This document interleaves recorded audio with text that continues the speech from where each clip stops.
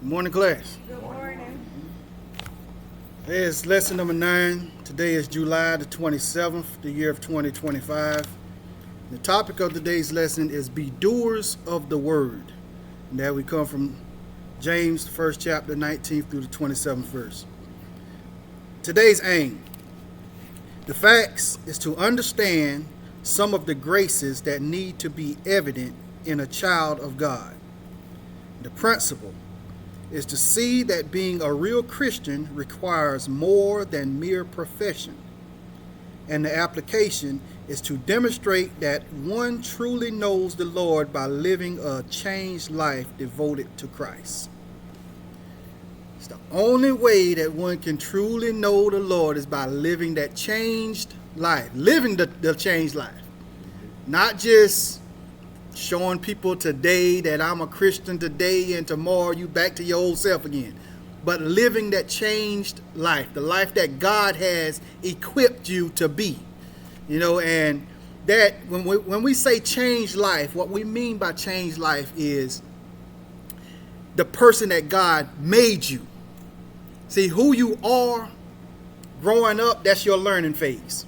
You are whoever it was that you was. I'm not going to put no names and no titles on nobody, but whoever you was before you found God, that's just the person that was in training.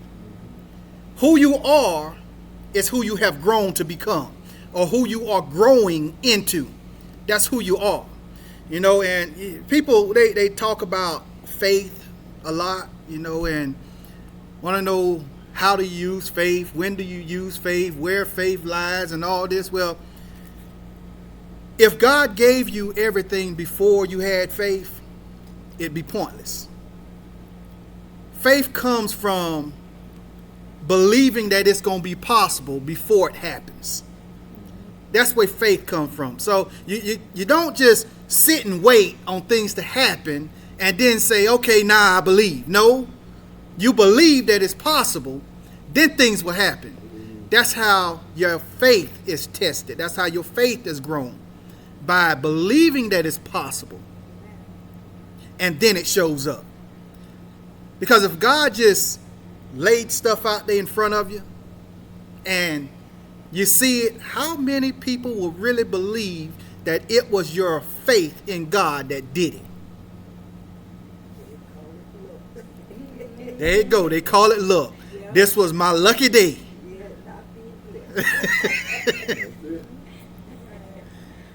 But the main focus in this lesson is to be doers of the word. Not just read the word, not just hear the word, but also be doers of the word. What you speak about is what you need to do. I'm not going to talk because I can talk this whole lesson, but we got to get into the lesson. So it starts out, wherefore. We'll just stop there. It starts with wherefore. Okay, so as I've stated in the past, whenever they starts with wherefore or by or also, that means something happened before this. So wherefore, that means that he's going to be explaining what he just talked about and letting you know why the things that he is about to tell you is very important. Okay, so what was going on before this? They was talking about how you shouldn't be tempted by anything. Because God don't tempt. If God going to give it to you, he's going to give it to you. He's not going to tempt you with it. If there's any temptation out there, it is not of God. There you go, for your own desires. And those desires always linger sin. When you fall into those desires, sin starts to grow. And as sin grows, you constantly follow these temptations and these desires, and then you fall prey into them and you start living that life. Sin continues to grow, and what follows sin is death. Nobody wants to die in sin. When you die in sin, you die forever. You are in the pits of hell. Nobody wants to end up there. So wherefore, he's letting you know, wherefore, my beloved brethren, he's letting you know that he is on the same level as you. He is no better than anybody else. He's on that same level. So the information that he is about to speak about, he also is to listen. How you have a lot of people that they can, and I know me personally, I can do it myself. We can give good advice. We can give good advice, but we don't take our own advice. Anybody come to us with problems, issues, situations, and we can give them the best knowledge there is that can help them out, but we won't listen to it ourselves. It is hard for us to listen to ourselves. So he is letting us know that he has to listen to everything that he is also speaking about. If you can tell somebody this is the life that they should be living, turn that around on yourself. Right. Because that is also the life that you should be living. It is not, I'm better, so I'm already doing this, so I don't have to pay no attention. Yes, you do. There's also going to teach you, you got people that go, I can tell you, but you can't tell me. That's how people act, D. Mm-hmm. That's how people act. Mm-hmm. The words that's coming out of my mouth is just for you only. Mm-hmm. It don't pertain to me. It says, let every man be swift to hear, slow to speak, and slow to wrath. For the wrath of man worketh not the righteousness of God. Let every man be swift to hear. Be swift to hear. My dad used to tell me, hear everything, son. Hear it all. Take it all in. But only speak the truth. That's it. Everybody that come to you and says something has something good to say. That's right. Everything that comes out isn't good.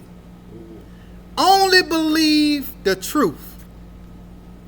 And the only way you're going to grasp hold to the truth is to hear everything first. It's to hear everything first. I forgot what chapter and verse this is, but it's in Proverbs, where it speaks of those when the mouth is constantly running, sin is always there. But when you can keep those lips closed, that's a wise man. Yeah. A wise man don't speak much, but he hear. And I know I'm not the only one that heard this saying, we have two ears and one mouth, because we are meant to hear more and say less. And I also heard somebody say we got a whole lot of teeth in one tongue so that the teeth can control when the tongue speaks. The teeth bites the bad things. Say, not yet. So we have total control. In other words, it's what I'm saying. We have total control of what goes in and comes out. Complete control. So there is no, it just happened. I didn't know. It didn't just happen. There you go. That's right. That's right. What you feed in. What you feed in is what you're going to push out. It don't work any other way. If you're going to feed it into your heart, it's going to come out. Because that's what people see. And what people see is who you are. That's why it's a thing about titles. The thing about titles. It shouldn't be based on your title, by how you act. Your actions create your title. Your title don't create your actions. Right. Just because you walk around say I'm a minister, and once you come in front of or in contact with certain people, that's the only time you want to put on your ministry garments. Just because they walked up in front of, well, I got to start acting right now because there's brother so-and-so, there's sister so-and-so, they come and so, hey, we got to tone it down. If you got to hide certain things, then whatever that title was that you are putting back on for the show, that's not who you are. As I stated before, people should never have to ask you what you do. If that's who you are, they will see it. They should never have to ask, are you a minister? Are you a teacher? Are you a deacon? Are you a prophetess? Or are you an apostle? They should never have to ask. Because if that's who you are, they will see that. Because that's the life that we're supposed to be living. It says, for the wrath of man worketh not the righteousness of God. That's why we are to not get so upset every time. Somebody comes up to you and they're raising Cain. They fussing, they yelling, talking all loud. Yep. And in your spirit, you kind of want to get upset and feisty too. You want to snap back because they approach you snapping. And you snap back at them. You didn't really hear what was going on. Most of the time, people are angry and upset and frustrated and yelling only because there is something deeper going on with them. And if you took the time to actually listen, you could actually help instead of adding to the situation. See, all before they had a problem going on with themselves. But because you didn't want to listen and you decided to jump. Quick to hear, slow to speak. That's right. That's what the word says. Be quick to hear and slow to speak. Think about what you say. Yeah. Hear what's going on. Think about the solution. And then speak. Then you may have something positive to talk about. But see, when man gets upset, what that really means is we're judging. I'm upset by your actions, so I'm judging you because I don't like your actions. You coming around me acting a certain way, I'm going to get hostile. I'm going to get upset because I'm judging you. I'm actually telling you that you're not acting right. You should act more like me. The Bible tells us that we should not judge anybody. Right. Judgment belongs to only God, not us. So by us getting upset and frustrated by how people act, I ain't saying that we don't do it, because we do. People come around us every day and they act certain ways and we can't stand it. Automatically we're judging. So yeah, when we're speaking on these terms, yes, I do step on my own toes quite a bit when I be talking, because I do it sometimes myself. When people comes around you, you shouldn't just jump. You should listen to them, hear what's going on, and then speak if it is necessary. It's not always necessary to say anything. I was always told if somebody is saying something to you, even if you don't like it, be quiet and listen. Don't you know hearing is what keeps a relationship moving? It's not about what I can do for you, what you can do for me. It's how much I actually listen to you. How much you actually listen to me. Because if we actually listen to each other, then now I really know what you like and what you dislike. Because where the problems comes in is they constantly letting you know what they don't like. And you constantly doing it because you never heard it. If you actually listen, now you understand why they get so agitated every time you do this. So listening plays a big role in not just the religious mindset, but also your fleshly part. Listening helps everything out.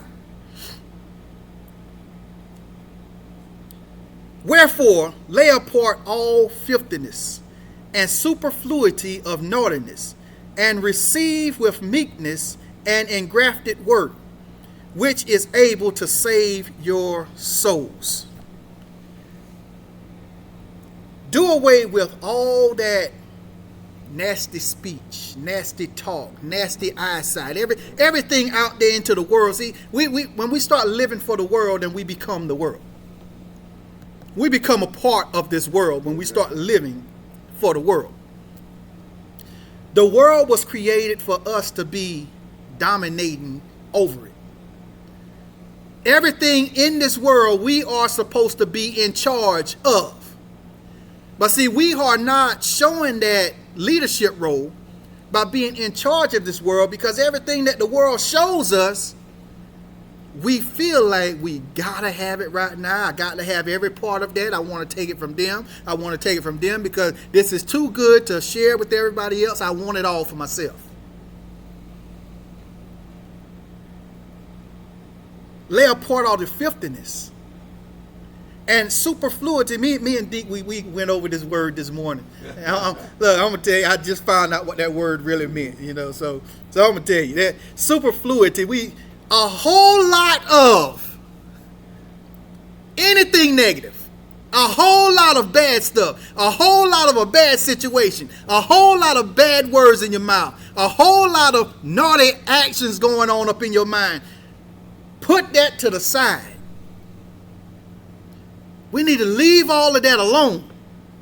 We got too much going on up in our heads. We're thinking about too much of bad and evil thoughts. If you got a whole head and mindset full of evil and nasty and naughty thoughts, where is room for godly things? There is no room for godly things when it's full of nastiness. It's full of all evil. You can't pack God in evil. You can introduce it. You can show it. You can present it. You can try to pour into it. But until you start pouring something out of it, nothing good will be able to fit. Right. You got to start getting rid of some of that negative action. Get rid of some of your evil thoughts. And then God can start to work. That comes back to teaching that got to be pure. Got to be pure, D.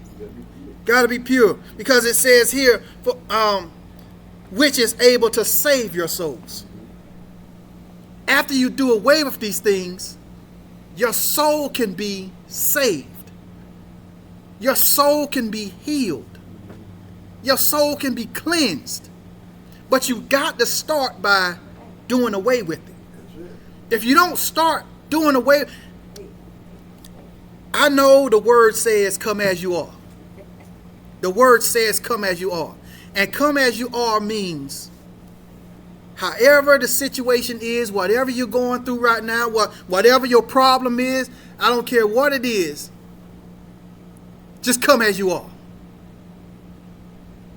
The mindset you got, the attitude you got, the actions you got, I'm a crackhead, still come. And then God will fix it from there. Come as you are. Now, when you come as you are, now, sometimes you come knowing. You come knowing that this need to be put to the side. That's what they mean by start pushing that off. Start laying that to the side. Because you already know that that's an issue. A lot of problems that people have, they don't know that they're issues. That's why God says, come as you are, and I will fix them. I will bring them to your attention so that you can start doing away with these things. But a lot of these things you already know of. You already know that this is a problem, so why are you still trying to come up into the house of God with this problem, knowing that it's already a problem? What are you thinking that God going to say, it's okay? Just bring that on to me, it's okay. I know you understand that that's not right. Just go on and bring it to me. It's okay. No, do away with it. You already know that it's wrong. Somewhere God already told you it was wrong. God ain't going to talk too many times. I love that. Because when you bring it to him and lay it to the side, you ain't leaving empty. He said you receive something. Receive with meekness, the engrafted word. I like that. Yes. That's right. To save your soul. God's going to replace what is wrong with what is right. And once he replaced what is right with that wrong stuff, once he replaced these things, it is up to us to spread the joy. We're supposed to spread that good news. Everything that God gives us, we're not to keep it to ourselves. the blessings that God blesses you with, the world should see the joy on your face. That's right. Most people look at, I have an issue here, and I got sick, I fell prey to that, I went bankruptcy, and some people start cursing God. God, why me? Why me? Why I got to go through this? Why I got to go through that? Why these people got to go through this and go through that? Everything that God does, it is a learning phase. It is to teach someone the goodness of him. My brother got sick, and at first I didn't know how to take this news. He came to me and he gave me the worst news in the world. And I was like, wow, why? And at the point when he told me, I didn't have anything really to say. Because it was like it was just thrown on me. This news was just thrown on me. I was just hit with this hard news right up front. And the only thing I can think about was my daddy saying, God don't put no more on you than you can bear. So by him coming to tell me, kind of felt like my brother felt like I was strong enough to handle this situation. And as time went on, I thought about it. I said, my brother done went through all these treatments, and all I've been hearing about was this is gone and this is gone, and he's being healed from here, and they no longer see this and no longer see that. And I thought about it. I said, who was really sick? Was it him or was it me? Because after all of this, God taught me that the little faith that I had in him needed to grow. I wasn't strong enough to handle the little situations until it showed up into a true love. Because I thought about it, I said, sister, and now my brother, God, I don't know how I'm gonna deal with this. And then God was like, it's not for you to go through this like this. It's for you to learn. You got to understand. So now I understand. What he went through was for me. I learned. I was healed. I ain't saying that he didn't gain anything out of it too. But it was a learning experience. So everything that people go through, it's not just for them. Pay attention. Listen. Hear what's going on. And see, it was more of, like this lesson says, I stands up here every Sunday. And I teach Sunday school every Sunday. I teach about what we should and shouldn't be doing. I teach about how God wants us to live this way. I teach about how we should be living this way and doing this and doing that. I teach about everything that will make us go into heaven. I talk about this every Sunday. And at that moment, God says, son, you talk about it. Practice it. So now I'm at this road where I'm actually starting. Yeah, I've been doing this for a long time, but I'm now actually starting to practice what I teach. I'm practicing this now. The love that God has been telling me about, I'm now practicing this. When I walk up to people in the street and I say, brother, sister, I love you, I mean it. Now, there has been times when I just said it just so that you can feel good about me. But God has taught me a lot. Like I said, I can keep talking. I ain't going to keep talking.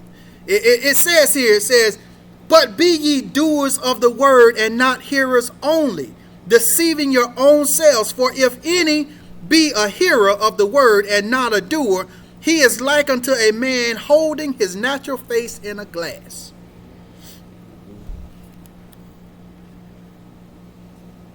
Basically what that means is, if I'm going to talk about it, I'm going to live it. If I'm going to tell you this is how you're supposed to be, you need to see me doing it too. I can't tell you that you need to go out there and live this way if I'm not going to live it. That's right. That's like a boss telling his workers, hey, I need you to do it this way, but he ain't doing nothing. In order for me to talk about the good and the bad and what you should and shouldn't be doing, you got to see that through me too. I can't just tell you how to live my life. Like in my house. If I tell my kids I need you in my house by 11 o'clock, who am I to show up at 12? I can't set a certain time in my house if I'm not going to follow it. So I can't tell you how to live by God if everything I'm telling you not to do is what I'm out there doing. Be doers of the word. What you speak about is what you do. And as this last part says, for if any man be a hearer of the word and not a doer, he is like unto a man beholding his natural face in a glass. Basically like this. This is who I should be. But this is what you get. I'm telling you everything good, but I'm not going to show you. I'm going to talk about who I need to be, what I need to live for, who I need to be following. I'm going to tell you all of these things, but I'm just doing it because it sounds good. I know what I need, but this is what I want. That's the life that we're living.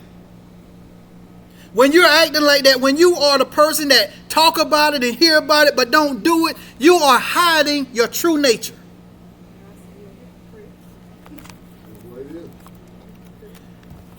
Steps of a righteous man are ordered by the Lord.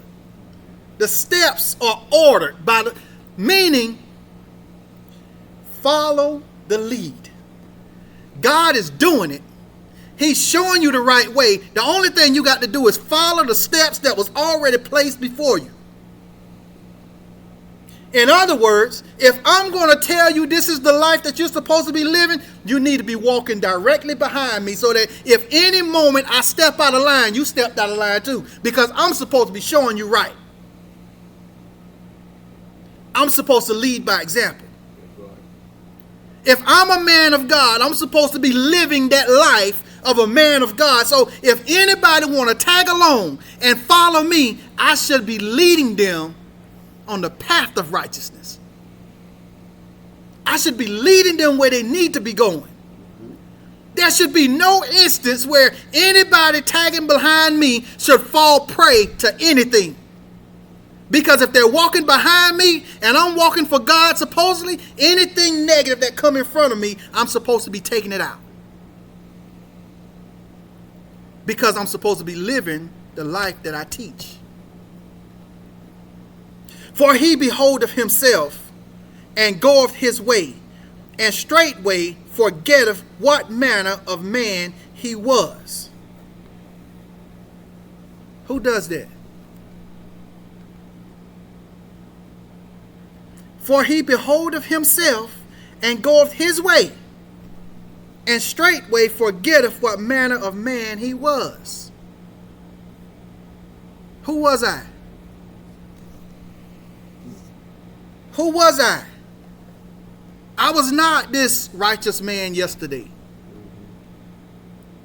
Let's see, let's put it like this here. See the clothes I got on? The suit that I wore last week? The outfit I wore the week before? First, tell y'all a story. Growing up, I couldn't stand my brother. I'm going to tell y'all, I did not like my brother.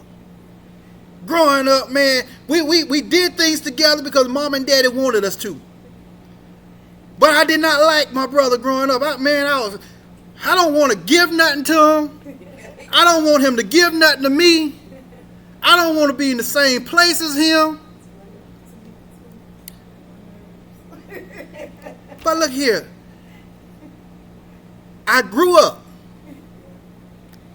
That's what we got to do as Christians. We got to grow up. I grew up. And I understood that That's my only brother.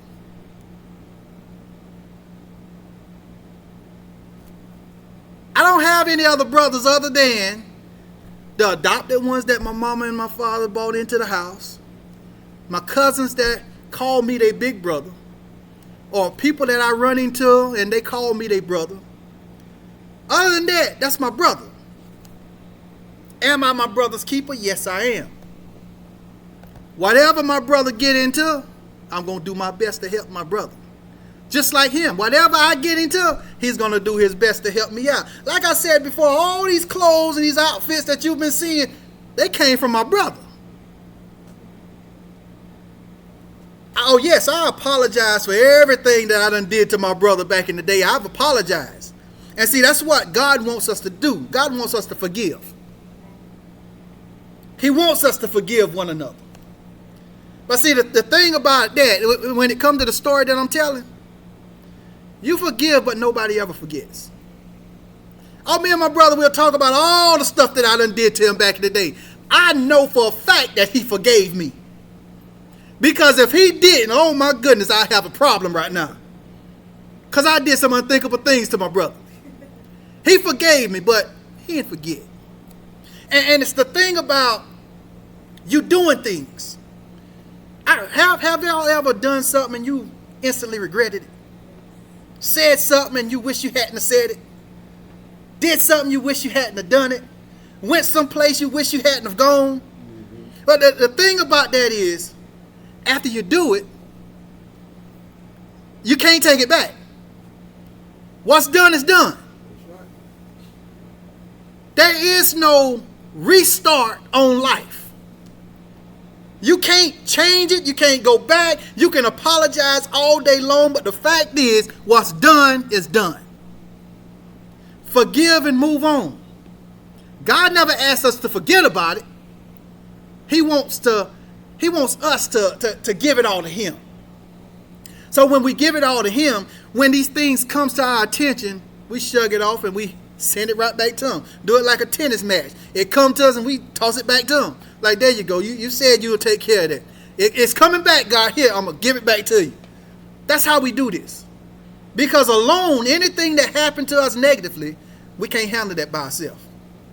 It takes God to help us with these things. But whoso looketh into the perfect law of liberty and continueth therein, he being not a forgetful hearer, but a doer of the work, this man shall be blessed in his deed.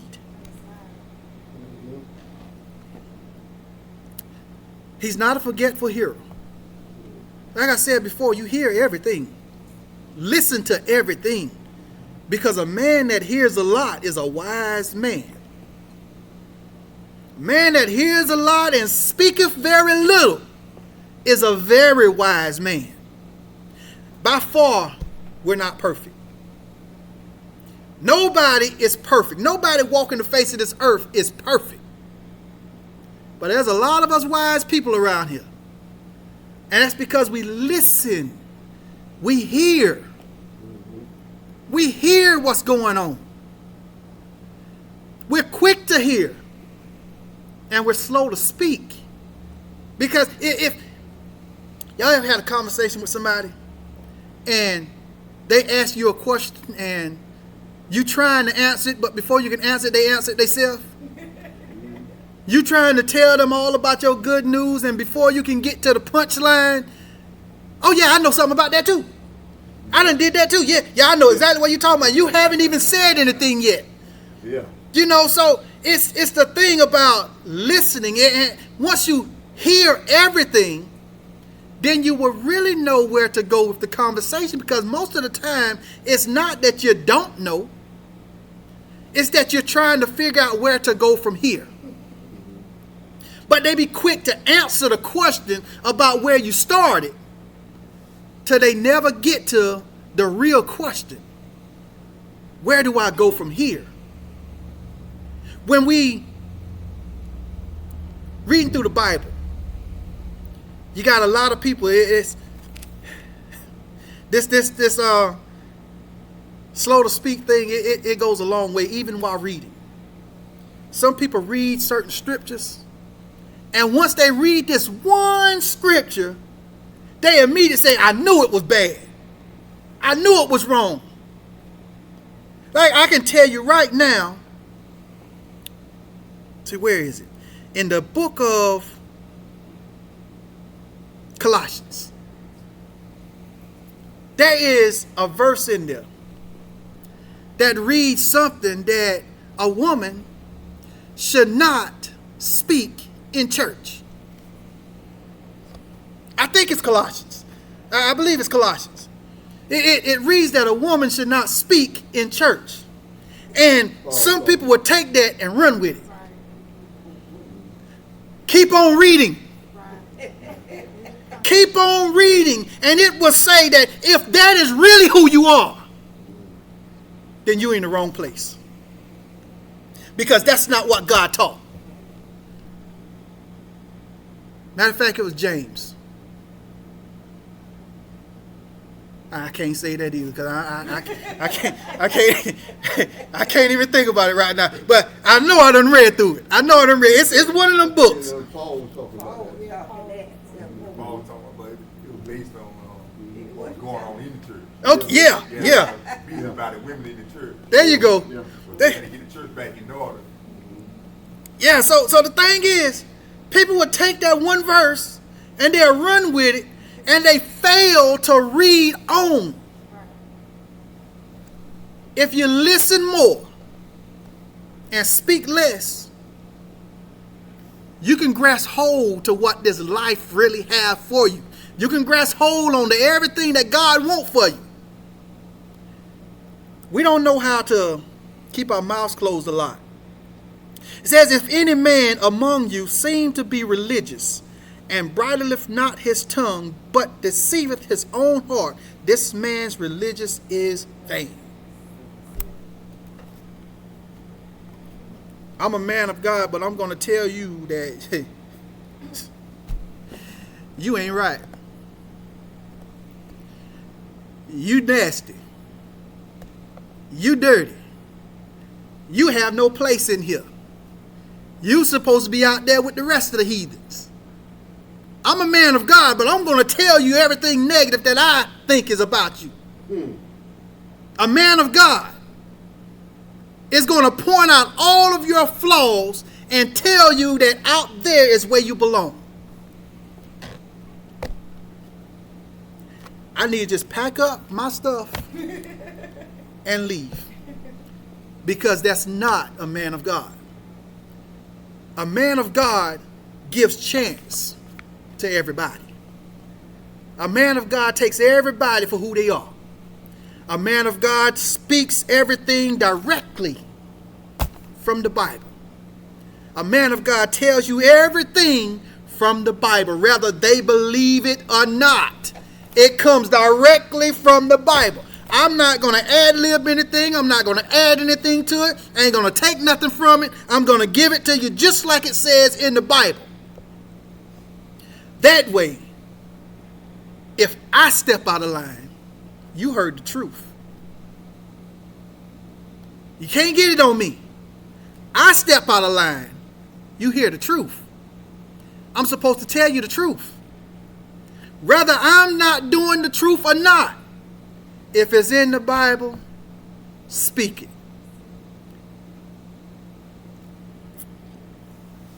Pure religion and undefiled before God and the Father is this: to visit the fatherless and widows in their affliction, and to keep himself unspotted from the world.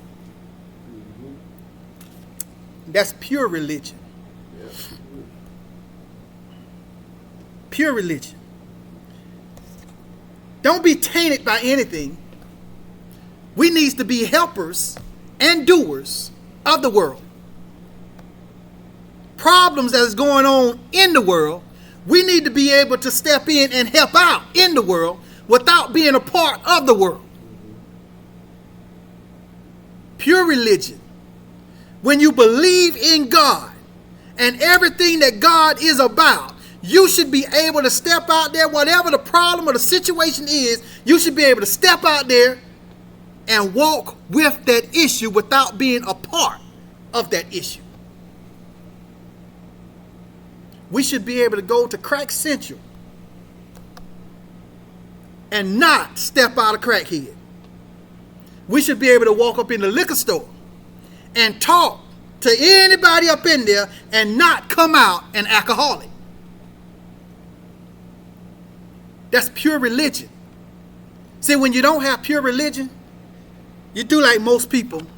You get your cross, maybe your holy water, and you step up in these bad areas, and then you start talking to these people and acting the part, doing what the TV did and all of these things. You start doing all of these things, but that's not pure religion. People can get a cross from any place. Matter of fact, today, until about 4 o'clock, you can go to the flea market and you can get you a cross. You can go to Walmart and get you a cross. But it's that cross in your heart. You can get any Bible scripture tattooed that you want on your body. But is he tattooed in your heart? That's the one.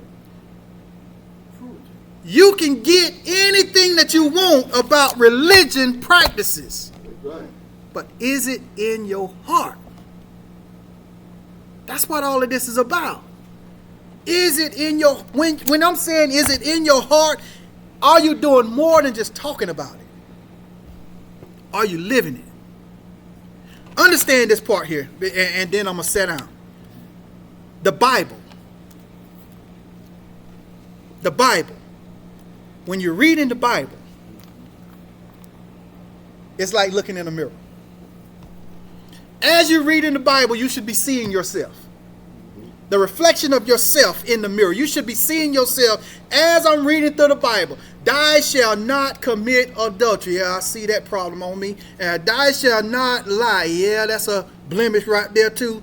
Thou shalt not do any sins. Yeah, that's another blemish. And as you're looking in your mirror, if you can go to your house and look in the mirror and see all kinds of problems on your face and not touch it,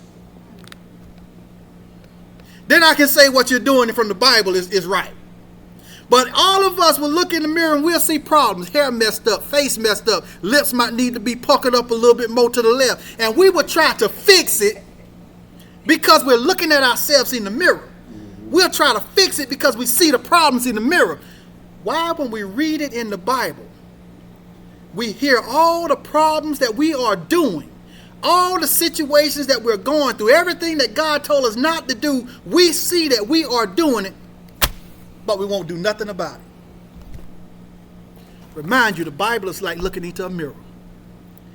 If you can see it in yourself, it's time to start working on it. When you work on it, then you can be right with God. I'm done with my lesson. Turn this into the hands of the superintendent.